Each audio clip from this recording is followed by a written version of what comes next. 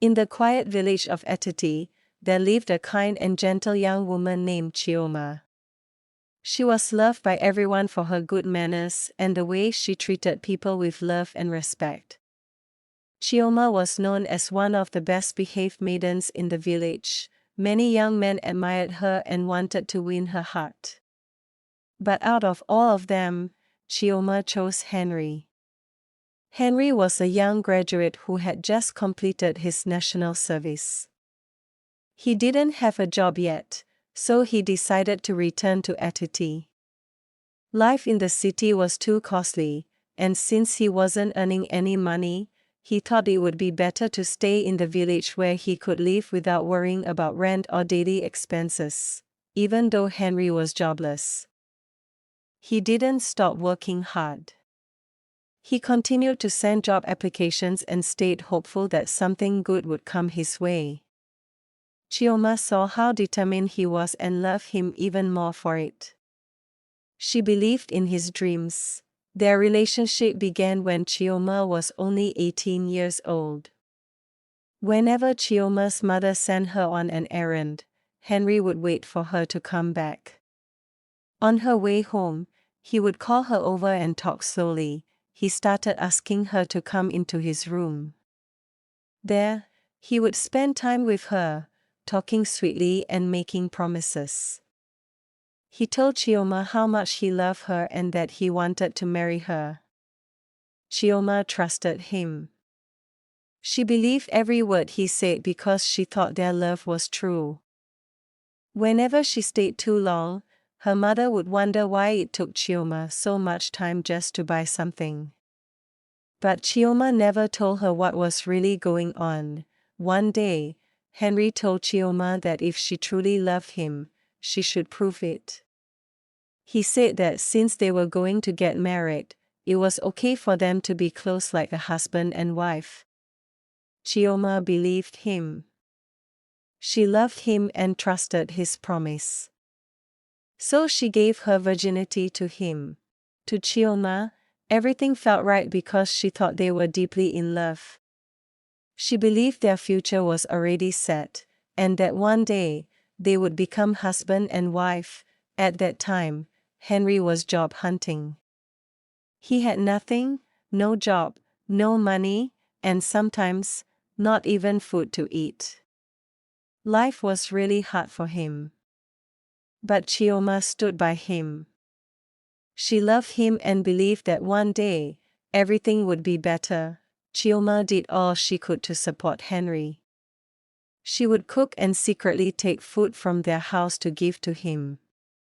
She knew her mother would be angry if she found out, so she always made sure no one saw her. Henry also struggled to attend job interviews.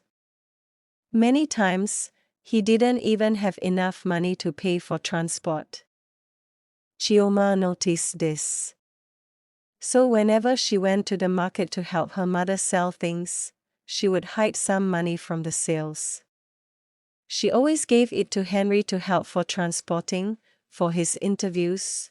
Chioma believed that sooner or later, Henry would find a good job and they would finally be happy. She told herself that all her sacrifices would pay off someday. She didn't mind suffering with him now because she was sure their future would be bright. To her, this was what true love meant, standing by the one you love, even when things are hard. Henry had a close friend he shared almost everything with. They had both been searching for jobs since they graduated from the university. But nothing seemed to come their way. Each day felt like a repeat of the last, walking under the sun, going from office to office, dropping their CVs, and returning home with no news. Despite everything, Chioma never gave up on Henry. She was always there for him, feeding him when she could, giving him little money, and encouraging him not to give up. Henry's friend noticed this and was always amazed. "Guy, you don't know what God has done for you," his friend would say, shaking his head and smiling. "You see the way Chioma stands by you like you're already a millionaire? I wish I had a girl like that," Henry would laugh and reply jokingly, "Go find your own Chioma now." "Or do you want to steal mine?" They would both laugh, but deep down, Henry knew he was lucky. In a world where most people only stayed when things were good, Chioma was there in the hard times, giving him strength to keep going. Even though things were tough, those little moments of laughter and Chioma's kindness made everything feel bearable. Chioma's mother was a woman who noticed everything, even the smallest changes. Lately, she had been watching Chioma closely. She saw the way her daughter would smile to herself for no clear reason, especially when she was washing dishes or doing laundry. Sometimes Chioma would even sing while sweeping the compound, dancing lightly as if joy had settled quietly in her heart. To her mother, this could only mean one thing: a man was involved. One afternoon, after Chioma finished cooking, her mother called her to sit down. Her voice was calm, but her eyes were sharp and serious. "Chioma, who is he?" she asked. Chioma blinked, caught off guard. "Who are you talking about?" she replied, clearly confused. "The person who has been making you smile sheepishly like a mad woman," her mother said with a small frown. "You think I don't see you? Always laughing to yourself, humming love songs, smiling while carrying firewood. Chioma, I was once your age. I know what this means. It must be a man." Chioma looked down, suddenly quiet. Her mother leaned closer. "Look, my daughter, you are still young. Very young. And at this stage, it's easy for men to deceive you. They will come with sweet words, empty promises, and fake dreams. All they want is to take advantage of you. Don't let anyone trick you, Chioma. Be very careful." Chioma nodded slowly, unsure of what to say. Deep inside, she felt a mix of guilt and fear. She thought about Henry. Her heart was with Henry. She wanted to speak, to tell her mother everything, but the words wouldn't come out. So she simply said, "Okay, Mama. I will be careful." Her mother stared at her for a while, then sighed. "I just want the best for you. That's all." After her mother's warning, Chioma couldn't stop thinking. She sat in her room, remembering her mother's words. "Be very careful, Chioma. Men can deceive you." But to Chioma, Henry wasn't just any man. He was different. She had seen him struggle, she had seen him hungry, broken, tired, and still trying. He never asked for much, but she gave him everything. Still, her mother's voice echoed in her ears. What if Henry changed? What if he left her once he became successful? But then she remembered how he always smiled when he saw her, how he shared his dreams with her, how he laughed with his friend and told him to go find his own Chioma. He made her feel special. She told herself again, sooner or later, everything will be alright. One sunny afternoon, Henry came to Chioma with big news. His face was full of excitement, and his eyes were brighter than she had seen in a long time. "Chioma," he said, holding her hands tightly, "I got a job. One of the companies I applied to in the city finally called me. I'm starting work in 3 days." Chioma screamed with joy and jumped up. "Are you serious, Henry? For real?" she shouted, laughing and almost crying at the same time. "Yes, my love," he smiled. "It's finally happening. No more begging for food. No more struggling.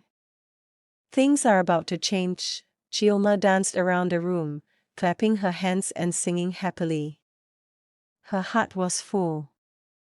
All the days of stealing food, hiding money, and encouraging Henry had finally paid off. Her man had gotten a job. His struggles was coming to an end.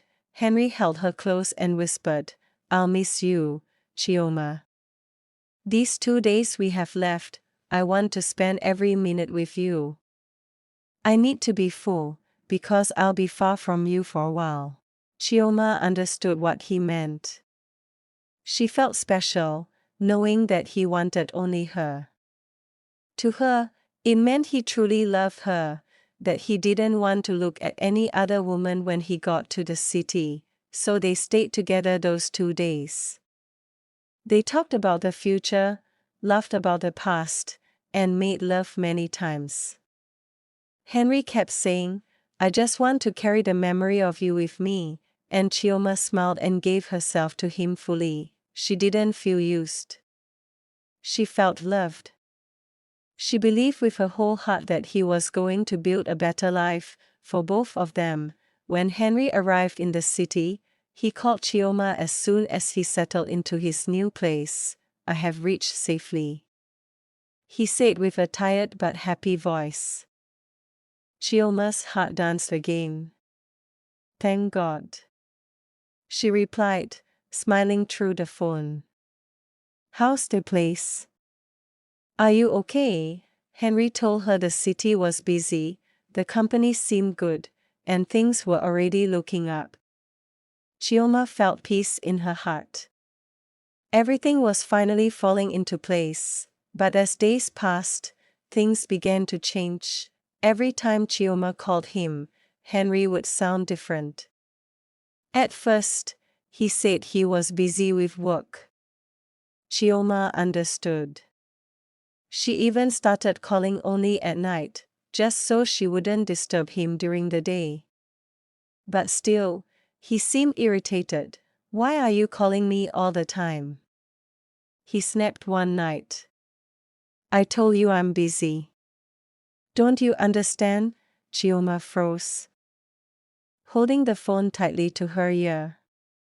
"But I only call once a day, at night." "I thought you'd be less busy," she said quietly. "I need to focus, Chioma," he said sharply.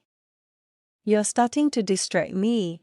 After the call ended, Chioma sat on her bed, staring at the phone in her hand. Her heart felt heavy. How can he say I'm distracting him? She wondered. Doesn't he miss me the way I miss him?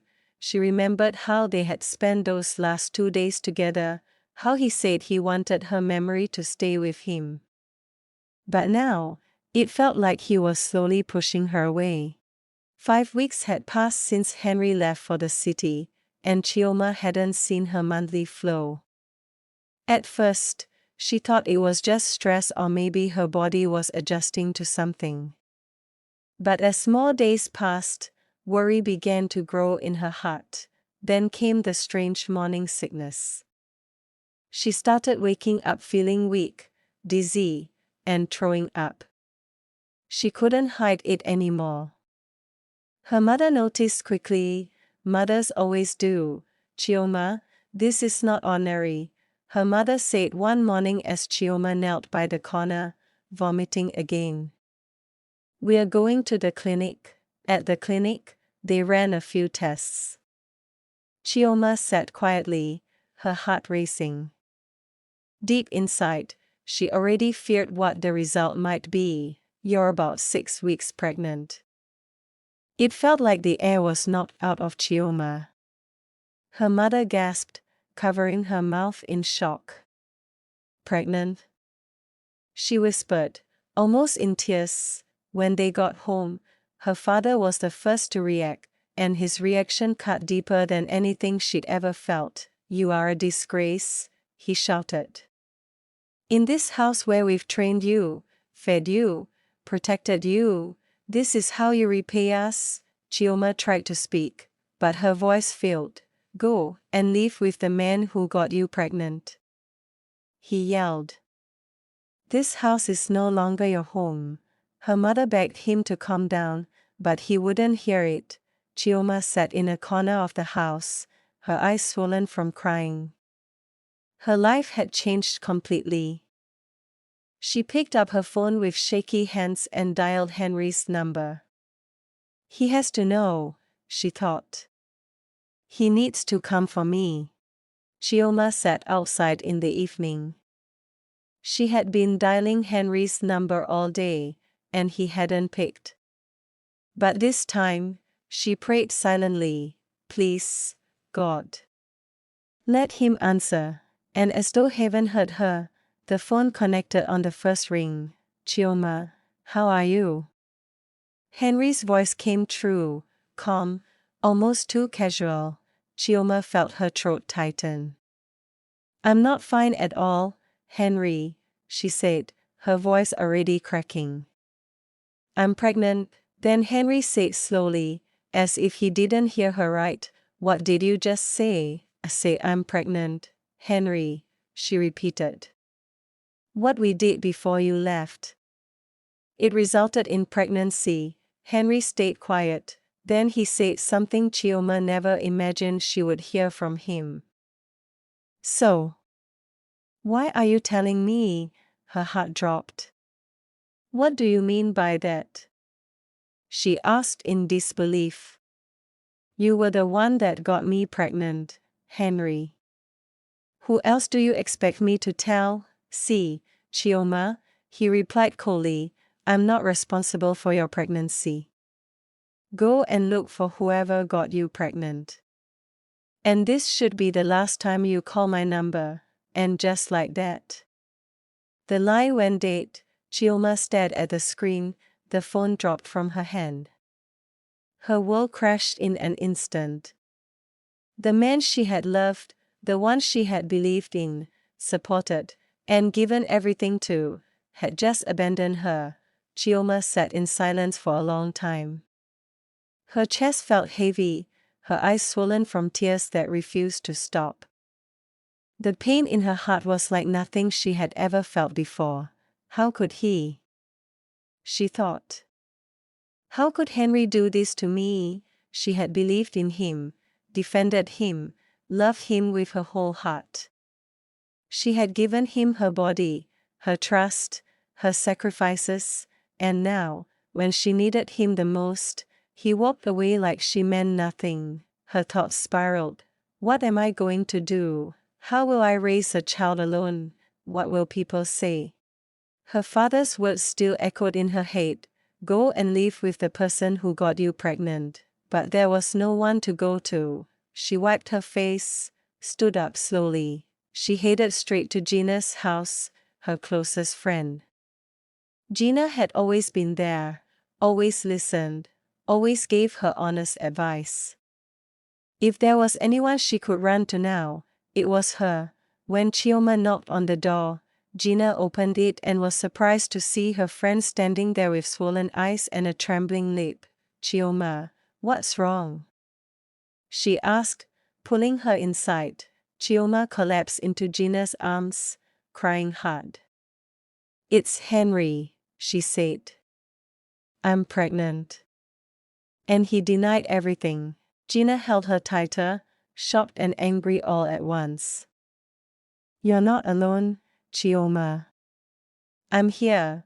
Chioma felt a small bit of comfort in all the pain. Gina sat quietly beside Chioma, holding her hand as she wept. After a while, she spoke gently. "But how could Henry do this to you? After everything?" she said, shaking her head. Chioma didn't respond.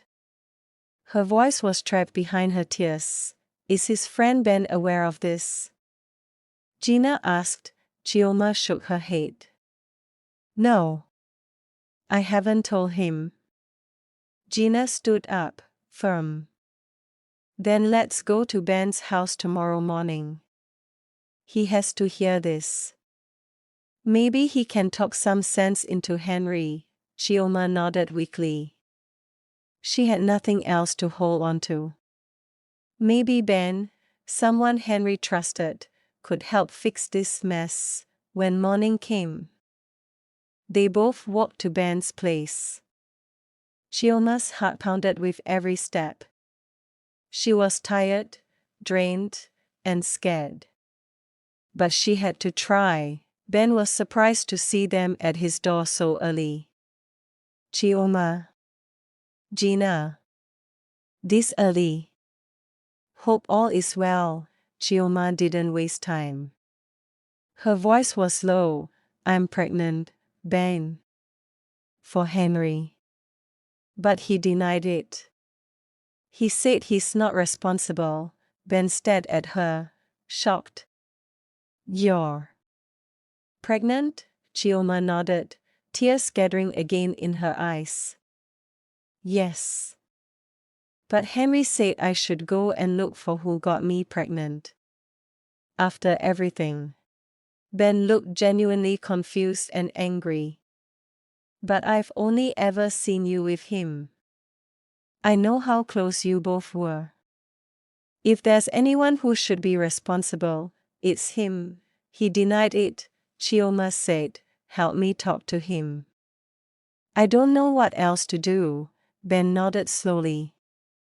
Don't worry, Chioma. I'll talk to him.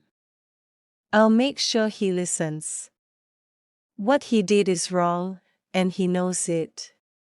He can't walk away from this like nothing happened. Ben decided not to call Henry on the phone. He felt the matter was too sensitive, too serious for words exchanged over a call. A few days later, when it was time for him to travel to the city for another job interview, he packed his things, but made sure to include something else on his to-do list: talk to Henry face to face. When he arrived, Henry welcomed him like an old friend. They sat in Henry's small apartment, catching up briefly, before Ben cleared his throat and went straight to the point. Henry, he began calmly, Chioma came to my house a few days ago. She told me she's pregnant, and that you denied being responsible. Is that true? Henry leaned back, not looking surprised. She called me and said the same thing, he replied, a little too casually. I told her I wasn't responsible. What do you want me to say? That I'll marry her, Ben blinked. He wasn't sure he heard that right. Wait. What do you mean by that, Henry? Henry shrugged. I just got a job. I'm trying to build my life. I can't carry baggage from the past. Ben's face hardened. Baggage. Are you seriously calling her a baggage? Chioma stood by you when you had nothing. She fed you, gave you money, stayed loyal to you when even your own family didn't care. And now that life is slightly better for you, she's suddenly baggage. Henry kept quiet. Ben continued, me and you both know you're responsible. You told me yourself, you were her first. You said you took her virginity, Henry. And I saw how close you two were. You never even hid it. So what exactly are you trying to do? I didn't plan for this, Ben. I didn't plan to have a child now. My life just started, and hers is supposed to end because of you. Ben asked, you can't walk away from this like you're innocent. You owe her, at the very least, you owe her responsibility. Hey, look, he said, I understand where you're going with all this. But let's be honest. I can't possibly marry a woman who isn't a graduate. Think about it, Henry said. I have a master's degree now. I'm a working class man. How does it make sense that I'll end up with someone who only has Oliver? No, I can't even imagine that. Ben sat still for a moment. Frozen. Shocked. Disappointed. He thought he knew Henry. They had been friends since their university days. Shared struggles, even shared meals. He had heard Henry speak about Chioma so passionately in the past, how she was the only one who stayed, the only one who believed in him when he was at rock bottom. Now, that same girl was being cast aside like she never mattered. Wow. Ben finally said, shaking his head slowly. So that's what this is about. Henry didn't respond. You used her when you had nothing. She gave you her love, her body, her time, her food. And now you think she's not worthy of you because of a certificate? Henry remained silent. Ben stood up. Henry, I'm not in support of what you're trying to do to that girl. I came here hoping to talk sense into you, but now I see I never really knew you. I only hope, for your sake, that you don't live to regret this. With that, Ben picked up his bag and walked out, leaving Henry alone with his silence and his conscience. The weight of Chioma's situation grew heavier with each passing day. She missed home. Back at home, her mother was restless. Though she had been deeply hurt by Chioma's actions, the sight of her empty room haunted her. Chioma was her only daughter, the one she had raised with so much love and care. Despite everything, the bond between a mother and her daughter could not be broken. One evening, after sitting quietly for a long time, Chioma's mother turned to her husband and said, "She's still our daughter." He didn't answer. "She made a mistake," she continued, "but she didn't kill anyone. She needs us now more than ever. She's carrying a child, and she's just a child herself." Her husband stared into space for a while before finally sighing. "I just didn't expect this from her." "I didn't either," his wife replied softly. "But turning our backs on her won't erase what happened. We still have a chance to show her love and raise that child with the right values." After a long pause, Chioma's father nodded slowly. "Tell her to come home." When the message got to Chioma, she broke down in tears. She hadn't expected forgiveness, not yet, but her mother's love had fought for her, and her father had finally opened the door. Chioma returned home. Her mother welcomed her with a warm hug, and though her father didn't say much at first, his actions spoke louder. He brought her fruits, made sure she had enough pillows to rest, and asked if she was okay from time to time. Her brothers were too young to fully understand what had happened, but they were just happy to have their sister back. Months passed, and with love and support, Chioma found her strength again. She focused on her health and the life growing inside her. And then, one beautiful morning, after hours of labor and tears, she gave birth to a baby girl. Her cries filled the room. Strong and healthy, Chioma held her baby close. Despite all the betrayal, this little girl was her light, her reason to keep going. And for the first time in a long while, Chioma smiled, not the smile of a girl in love, but of a woman reborn. Meanwhile, Henry's life had taken a different path. After settling into his job in the city, he began to rise through the ranks. He dressed better, lived in a nicer apartment, and became popular among his colleagues. Eventually, he met Beatrice, a beautiful, smart, and successful woman who worked in a bank. She carried herself with grace, spoke fluent English, and ticked all the boxes Henry now believed made a suitable wife. They dated for a year and got married in a lavish ceremony that Henry made sure was well documented. For the first year, everything seemed perfect. But then reality began to set in. Beatrice wasn't getting pregnant, 2 years into their marriage, and still no child. Beatrice became anxious. Her friends were already mothers, and whispers from relatives started creeping in. Henry tried to act unbothered, but deep down, the pressure was mounting. After several hospital visits and tests, Beatrice suggested IVF. Henry, though unsure, agreed. They had the money, after all, and he wanted peace in his home. The IVF worked. Beatrice was pregnant. The joy that filled their home was unmatched.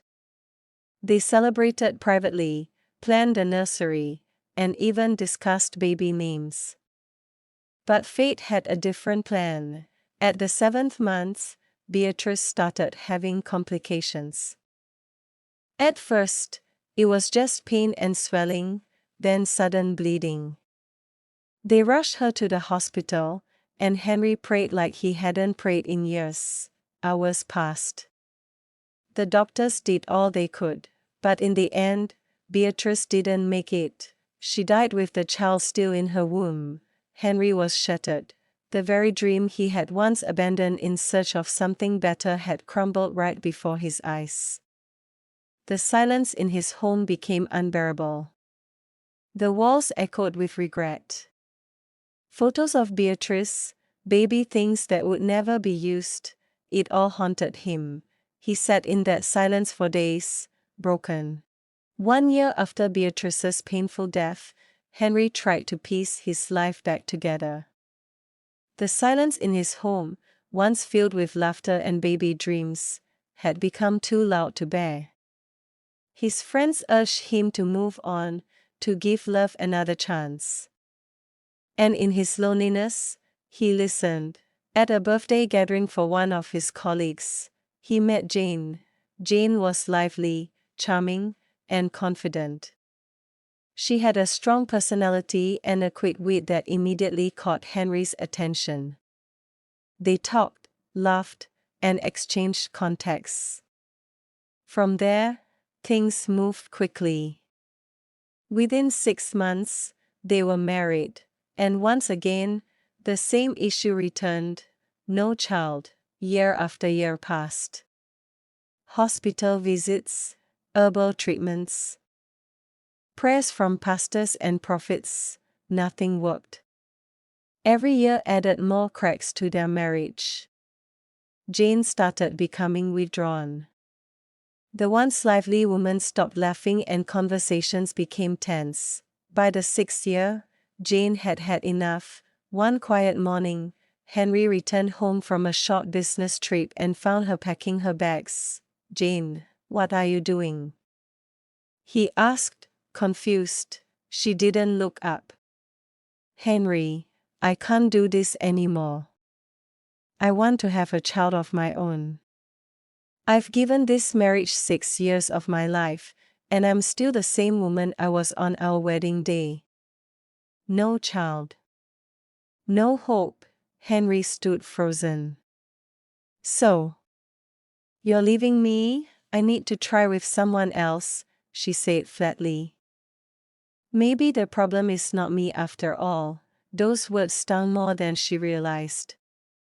Jane closed the door behind her, and with that, Henry was alone again, completely broken. He sat in the living room for hours, staring at the empty seat she used to sit on, the wall clock ticking endlessly. Memories of both marriages flooded his mind. The weddings, the excitement, the hopes, then the silence, the pain, and the endings. But then, one memory stood out more than the rest: Chioma, the girl who had once loved him when he had nothing. The one he had betrayed. And the child he had denied. His child. Henry sat in his quiet living room, surrounded by silence that had become too familiar. For the first time in a long while, he didn't run from his thoughts. He allowed them to flood in: memories of Chioma's laughter, her sacrifices, the joy in her eyes when he got the job, and the pain in her voice when he denied her. He could no longer pretend it wasn't eating him up. 2 failed marriages. 2 homes built and broken. No child to call his own. And yet, somewhere out there, he had a daughter, his own flesh and blood, who had no idea who he really was. It hit him deeply. What if this is the consequence of what I did to Chioma? That thought stayed with him day and night. He remembered how Ben had told him when Chioma gave birth. And he didn't even blink. He was too proud then. Too full of himself, but not anymore. Now, all he wanted was forgiveness. Not just from Chioma, but from her family, people he had deeply disappointed. He knew it wouldn't be easy, but he had to try. He had to start somewhere. Even if Chioma never accepted him again, even if his daughter rejected him. At least he would have done the right thing. One morning, he decided to visit his friend, Ben. When Ben saw him, he was surprised. "Henry, what brings you here this early?" he asked. Henry sat down. "Ben, I think what is happening in my life is because of what I did to Chioma." Ben shook his head slowly. "Are you just realizing that now?" he asked. A bit annoyed. "What you did to that innocent girl was very bad. You hurt her deeply. Her tears alone are enough to follow you forever. I warned you back then, but you didn't listen. You thought life was just black and white. Now you're seeing that it's not." "I know, Ben," Henry said quietly. "I'm realizing my mistake now, and I want to do something about it. I need to see Chioma. I need to ask her to forgive me. If she's not married, I want to marry her and be part of my daughter's life." Ben looked at him and laughed. "You think Chioma has been waiting for you all her life?" "You're joking, Henry. Life didn't stop because you left." "I'm serious, Ben," Henry replied. "Please, I need your help. I want to go to her house and find out how she's doing. I want to try to make things right." Ben looked at him for a while, then nodded. "Okay, if you say so. What are friends for?" "I'll go with you." Henry and Ben arrived at Chioma's family house. And his heart beat fast as they walked through the gate. Chioma's parents were sitting outside. They looked surprised when they saw the two men walk in. "Good afternoon, sir." "Ma," Ben greeted politely. "Good afternoon," Chioma's father replied, eyeing them carefully. "Hope all is well." "Yes, sir, all is well," Ben answered quickly. Henry cleared his throat. "Please, sir. Is Chioma around?" he asked nervously. Chioma's father narrowed his eyes. "Why are you looking for Chioma? Tell us what the matter is." Henry looked down for a moment, then spoke.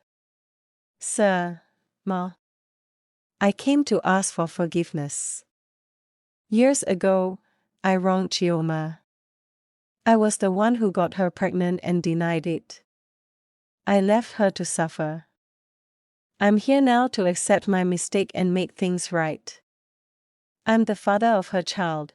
At that moment, Chioma's mother jumped up angrily. "So you are the wicked man that broke my daughter's heart and left her to suffer alone?" she shouted. "You brought shame to my family and left her when she needed you most. It shall never be well with you and your generation for the pain you caused my daughter." Henry felt the weight of her words like a sharp blade. Chioma's father stood up slowly. "Leave my house," he said sternly. "First, you didn't father any child in my house. Second, the person you are looking for is no longer here. Chioma is now married, happily married. She lives in the United States with her husband and their 3 children, including the daughter you abandoned." Henry looked up quickly. 3 children?" he asked, shocked. "Yes," Chioma's father replied. "Her husband adopted her daughter, which makes her his own. She had 2 boys for him. That's why they are 3 now." She has moved on. She found happiness. Now, leave my house before I lose my temper. Henry was speechless. His knees felt weak, and his heart broke all over again. Ben touched his shoulder gently. "Let's go," he whispered. Without another word, they turned and walked away, the sound of the gate closing behind them louder than ever before. Henry had come to make peace, but he was too late. The damage had been done long ago, and life had moved on without him. When they got home, Henry couldn't hold it in anymore. He sat on the floor and broke down in tears. His heart was heavy, and his whole body shook as he cried like a child. "I messed up," he said through his tears. "I betrayed her. I betrayed Chioma. After everything she did for me, I turned my back on her when she needed me most. I denied my own child, and now look at me. I've lost everything. I've suffered so much." "Is it too much to ask for forgiveness?" Ben sat beside him. "I know this is hard, Henry," he said. "You're feeling the pain now, but it's the result of the choice you made years ago. Chioma loved you, she trusted you, and you broke her heart. But I still believe she'll forgive you one day." Henry shook his head, wiping his tears. "But how will she even know I'm sorry? She's not even in the country. Where will I start from? How can I even reach her to say sorry?" Ben sighed. "Her parents will tell her you came. And knowing Chioma, I believe she will forgive you in her heart. She's a kind woman. She has always been. And you know what hurts the most? Another man saw her value when you didn't. He saw the beauty in her and married her, even though she already had a child. That child is now his own.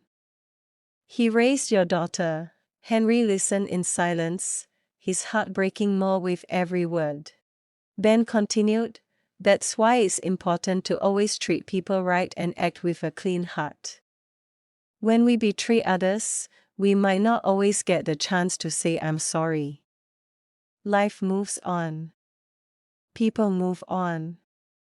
And sometimes, that opportunity never comes back." Henry lowered his head again, silent tears dropping to the floor. He didn't know if Chioma would ever forgive him. But deep inside, he hoped, he prayed, that one day, somehow, she would find a place in her heart and forgive him.